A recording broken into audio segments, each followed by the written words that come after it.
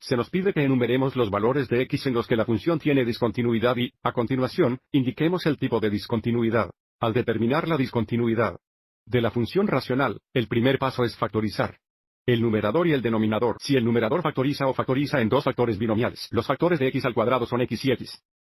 Los factores de menos 12 que suman a menos 4 son menos 6 y positivo 2, lo que nos da un factor de x menos 6 y un factor de x más 2. En el denominador x al cuadrado menos 4 es una diferencia de cuadrados. Tendremos dos factores binomiales, los factores de x al cuadrado son x y x.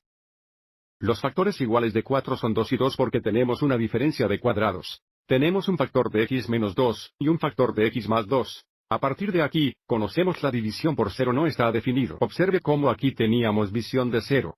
Cuando x menos 2 es igual a 0 o cuando x más 2 es igual a 0. Resolviendo x, tenemos x igual a 2 o x igual a menos 2.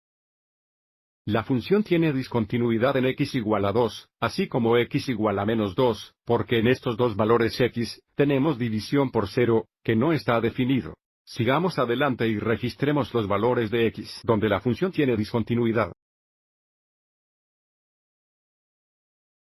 Y ahora hablemos de los tipos de discontinuidad. Por lo general, se nos pide que determinemos si tenemos discontinuidad removible o discontinuidad no removible. Discontinuidad extraíble se produce en los ceros del denominador que son también ceros del numerador, lo que significa que tendríamos tener un factor común entre el numerador y el denominador. Observe que aquí tenemos un factor común de x más 2 entre el numerador y el denominador, y x más 2 da como resultado un 0 de x es igual a menos 2, lo que significa que discontinuidad, x es igual a menos 2, es una discontinuidad removible. Esto significa que tenemos un agujero en el gráfico en x es igual a menos 2. Sigamos adelante y grabemos esto. Discontinuidad no extraíble se produce en los ceros del denominador que no son también ceros del numerador, es decir, el factor que da es un 0 en el denominador. No es un factor que sea también en el numerador. Así que observe que aquí x menos 2 es un factor en el denominador que nos da 0 de x igual a 2, y porque x menos 2 también no es un 0 del numerador o no tenemos un factor de x menos 2 en el numerador, la discontinuidad x es igual a 2, no es extraíble.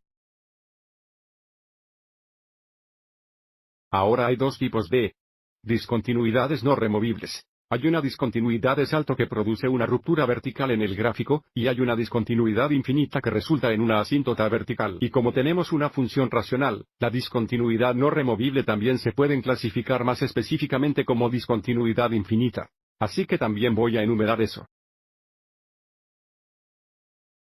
Y ahora echemos un vistazo en el gráfico de g de x para verificar estos resultados. Así que, de nuevo, encontramos extraíble discontinuidad x es igual a menos 2. Observe cómo el gráfico tiene un agujero x igual a menos 2. Desde el punto de vista del cálculo, cuando tenemos una discontinuidad removible, el límite en este caso de g de x, ya que x se aproxima a menos 2 existen. Observe cómo a medida que nos acercamos x es igual a menos 2 desde la izquierda y desde la derecha, estamos acercarse al valor de la función de 2 positivo y, por lo tanto el límite es igual a 2 positivo a pesar de que sabemos que la función no está definida en x es igual a menos 2.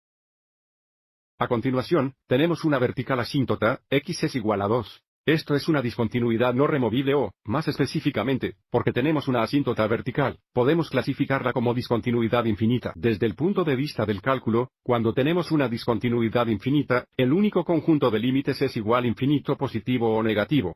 Así que fíjate cómo tenemos x es igual a 2 desde la izquierda. Los valores de la función nos acercamos al infinito positivo, y cuando nos acercamos a x es igual a 2 desde la derecha, los valores de la función aproximarse al infinito negativo, lo que resulta en una asíntota vertical. Espero que te haya resultado útil.